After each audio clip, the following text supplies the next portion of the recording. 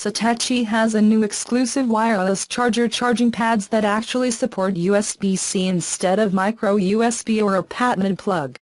The charger, officially called the Satechi Aluminum Type C PDNQC wireless charger, is quite simple when it comes to wireless chargers. It supports wireless charging of up to 10 watts, which is enough to quickly charge Apple and Samsung phones. It has an aluminum housing, a rubber top and a useful raised cross to make it easier to search for the actual charging coil. Unfortunately, the price of $44.99 does not include a wall adapter.